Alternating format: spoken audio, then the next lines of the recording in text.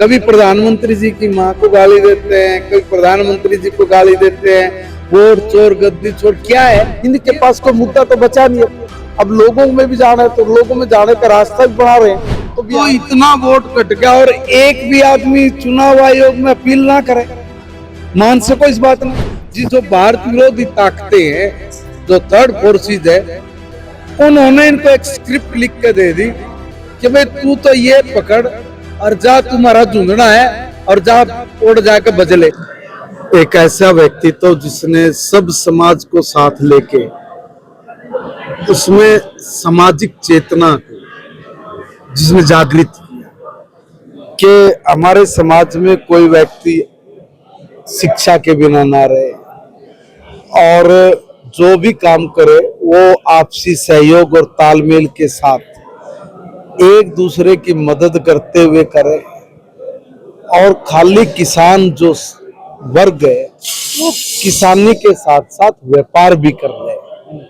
तो इस तरह की अनेक ऐसी बातें उन्होंने कही जो उन्होंने अपने जीवन में अपने अनुभव से सीखी, उन्होंने खुद किया और करके फिर जागरूक लोगों को भी किया और जागरूक करके लोगों को आगे बढ़ने की प्रेरणा दी।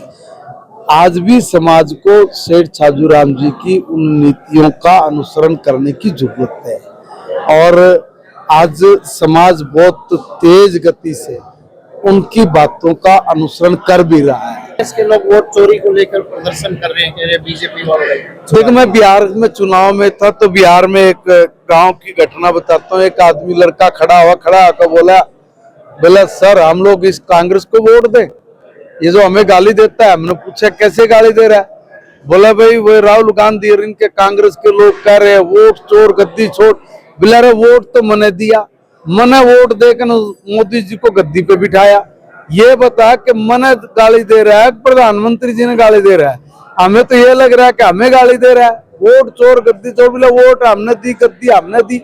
ये कौन कह रहे हैं? भाई वोट चोर ये किस हैसियत से कह रहे हैं? वोट हमने दी है भाई, हमने गद्दी पे बिठाया है। तो ये जो बेतुकी बात करते हैं, इधर उधर की बातें करते हैं। जैसा भी एक पत्रकार ने कहा कि भाई इंग्लिश में बोल रहा था कुछ ना कुछ, तो मैं ये कह रहा हूँ कि भाई ये तो इस तरह की बेतुकी बातें करते रहते हैं।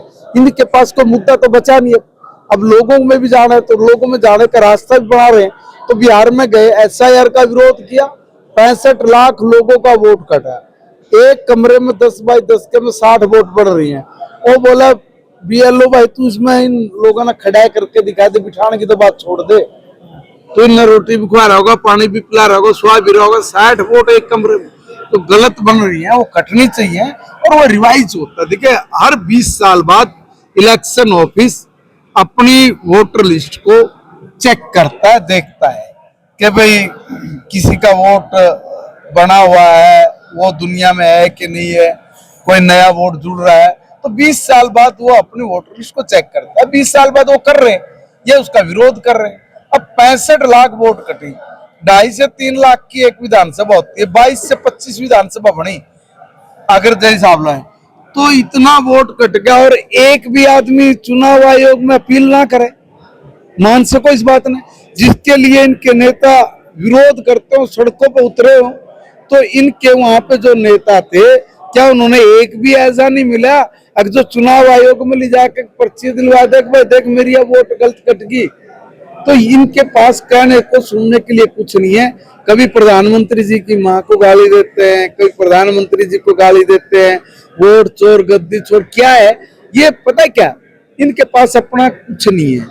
ये जो भारत विरोधी ताकतें हैं, जो थर्ड फोर्सेज है, उन्होंने इनको एक स्क्रिप्ट लिख के दे दी कि भाई तू तो ये पकड़ और जा, तुम्हारा झुंझुना है और जा उड़ जाके बजले। और ये आता है यहाँ पे बज लेता है। जब इसकी यहाँ कोई नहीं सुनता तो ये थर्ड फोर्सेज के लिए काम करता है और थर्ड फोर्सेज के लिए काम करके भारत के जो विरोधी तत्व उनके साथ मिलके करता है। तभी ये दुनिया में जाके बोलेगा कि भारत का लोकतंत्र खतरे में है, भारत की जो संविधान वो खतरे में है। क्या बोल रहा है भाई? अरे कौन बोल रहा है? साज तो बोले छालनी बोले जिसमें 1006।